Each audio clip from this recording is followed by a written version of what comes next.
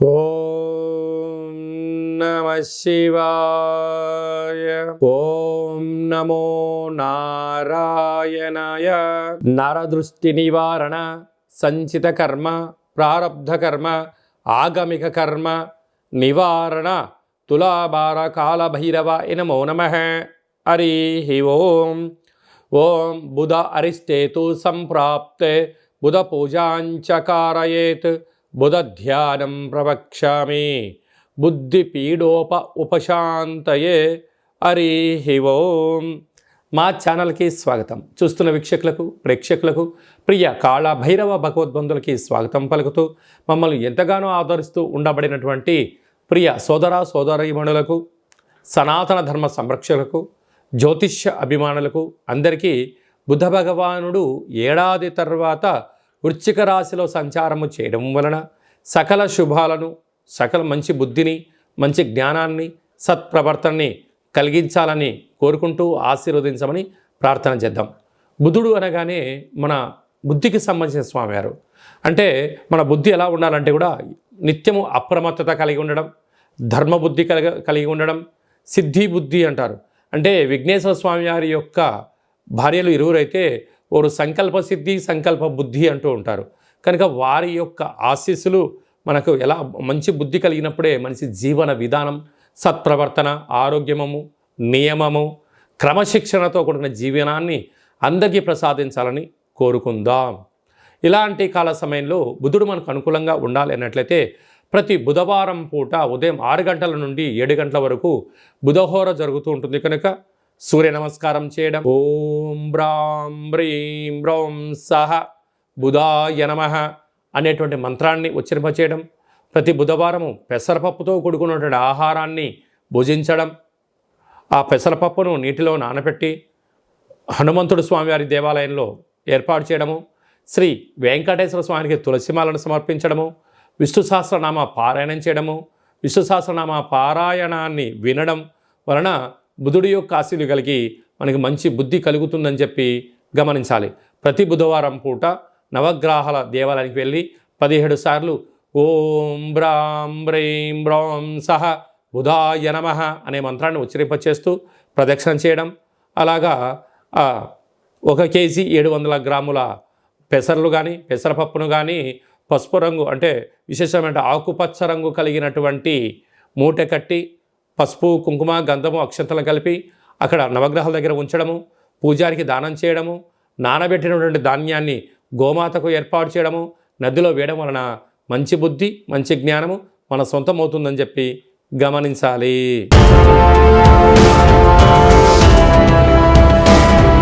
కుంభరాశి వారికి ఏడాది తర్వాత బుధ భగవానుడు రాజ్యస్థానంలో సంచారం చేయడము, ఒకవైపు ఏలనాటి శని ఉండిన కాల సమయంలో, అలా సంవత్సరపు ఇయర్ ఎండింగ్ కాల సమయంలో అలాగే రాజ్యస్థానంలో ఉండడం వలన వృత్తులు, ఉద్యోగాలు, వ్యాపారాలు, సేవా రంగాలు, వ్యాపారంగ కార్యక్రమాల్లో కుంభరాశి వారికి మంచి స్థితి రాబోతుందని చెప్పి గమనించాలి. మీ పట్టుదల, మీ ఓపిక, మీరు చేస్తున్న సత్కార్యక్రమాల వలన రాబోయే కాలం అంతను కూడా మీరు మరో మైలురాయి దాటుతూ సభలు, సమావేశాల్లో పాల్గొనడం, రాజసన్మానం, గజ సన్మానంలో పాల్గొనే పరిస్థితి ఈ కుంభరాశి వారికి ఉందని చెప్పి గమనించాలి. బుధ భగవానుడు ఇంకనూ మనం విజయం సాధించడానికి మంచి బుద్ధిని, మంచి జ్ఞానాన్ని, వ్యాపార అభివృద్ధిని, జనాకర్షణ, ధనాకర్షణ కలిగినటువంటి వాటిలో విజయం సాధించగలగాలి అన్నట్లయితే ఈ యొక్క పాత్రను స్వర్ణాకర్షణ కాళభైరవ స్వామికి అక్షయ పాత్ర అంటారు. ఇదొక కంచు పాత్ర. ఈ పాత్రలో 12 రాసులు అచ్చు వేయడం కూడా జరుగుతుంది. కనుక ఈ పాత్రను ప్రతిరోజు మనం ఇంట్లో పెట్టుకొని పూజ చేసిన తదనంతరము ఇలా శబ్దం చేస్తే ఓంకార శబ్దం రావడం జరుగుతుంది.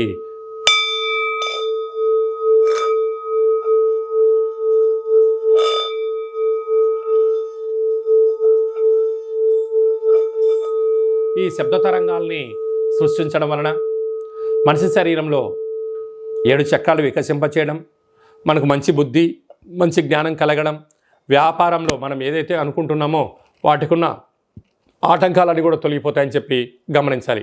ఈ కాళభైరవ స్వామి అక్షయ పాత్ర, కాళభైరవ స్వామి యొక్క పిరమిడు, డాలరు, కంకణము, మీకోసం ప్రత్యేకంగా కాళభైరవ హోమము, అలాగనే అక్షయ పాత్రతో పాటు 27 రకాల వస్తువులతో దిష్టి దించడం కూడా జరుగుతుందని చెప్పి గమనించాలి.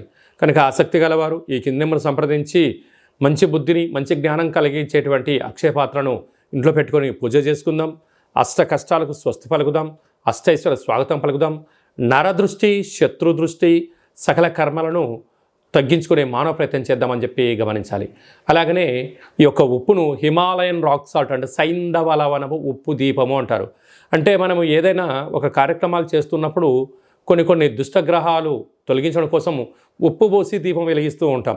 అలాగనే ఈ యొక్క సైంధవ లవణ ఉప్పు దీపాన్ని ఇంట్లో పెట్టుకోవడం వలన 4 వైపులా పైన కింద 30 అడుగుల వరకు నెగిటివిటీని కంట్రోల్ చేయడము, ప్రశాంతత, మంచి నిద్ర, అదృష్టం మన సొంతం అవుతుందని చెప్పి గమనించాలి.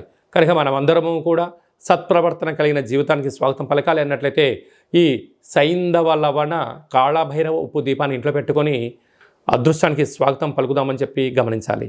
అలాగే మీ వ్యక్తిగత జాతకం తెలుసుకోవాలనుకుంటున్నారా? మీ యొక్క పేరు, పుట్టినటువంటి తేదీ, నెల, సంవత్సరం, సమయం రాసి మీరు వాట్సాప్లో పంపించగలిగినట్లయితే మీ యొక్క జాతకాన్ని 100 సంవత్సరాల జాతకాన్ని రాసి పంపించి మీరు పుట్టినప్పుడు గ్రహ గమనాలు ఎలా ఉన్నాయి, ప్రస్తుతం ఎలా ఉంటున్నాయి, రాబోయే కాలం ఎలా ఉండబోతున్నాయో సవివరంగా సంపూర్ణంగా కూడా తెలియజేయడం జరుగుతుంది. అలాగే చాలామందికి డేట్ ఆఫ్ బర్త్లు లేనటువంటి వారికి మీ పేరు యొక్క మొదటి అక్షరాన్ని అనుసరిస్తూ రాశిని తెలియజేస్తూ రాశి యొక్క స్థితిగతులను చెప్తూ రమణ శాస్త్రం ద్వారా అనగా గవ్వల ద్వారా కాళభైరవ ఉపాసన చేత భూత, భవిష్యత్, వర్తమానాన్ని తెలియజేయడం జరుగుతుంది. కనుక ఈ కింది నెంబర్ సంప్రదించి అపాయింట్మెంట్ తీసుకొని సంప్రదించగలరు. మన యొక్క దేవాలయంలో ఎవరు జాతకం, జ్యోతిష్యం చెప్పించుకున్నా వారికి కాళభైరవ స్వామి దేవాలయంలో అర్చన, అభిషేకము, ఒక కాళభైరవ ముడుపు, దీపాన్ని పూజను ఏర్పాటు చేసి మీకు వీడియో కాల్ ద్వారా చూపించి స్వామి యొక్క ఆశీస్సులు కూడా మీకు అందించడానికి ఏర్పాట్లు చేయడం జరుగుతుందని చెప్పి గమనించాలి. మీ అబ్బాయికి కానీ అమ్మాయికి కానీ ఎంత ప్రయత్నం చేసినా వివాహం అవ్వడం లేదా, జాతకంలో ఎలాంటి యోగం ఉంది, ఎలాంటి దోషం ఉందో తెలుసుకునే ప్రయత్నం చేద్దాము అని చెప్పి గమనించగలగాలి. వివాహమైన దంపతులు తరచుగా గొడవ పడుతూ ఉన్నారా? ఎందుకు జాతకంలో ఇలాంటి దోషాల వలన ఏం జరుగుతుందో విషయం తెలుసుకొని వారు అన్యోన్యంగా కలిసి ఉండేటువంటి ప్రయత్నం చేసి వారిని పార్వతీ పరమేశ్వరులాగా ఉండేటువంటి మానవ ప్రయత్నం చేద్దామని చెప్పి గమనించాలి.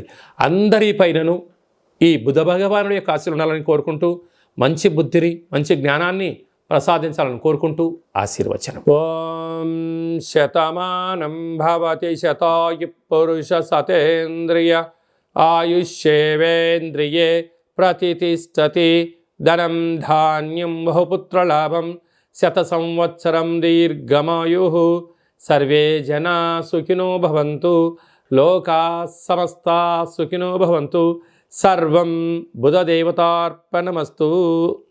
ఈ వీడియో మీకు నచ్చినట్టయితే లైక్ చేయండి, షేర్ చేయండి, మా ఛానల్ని సబ్స్క్రైబ్ చేసుకోండి.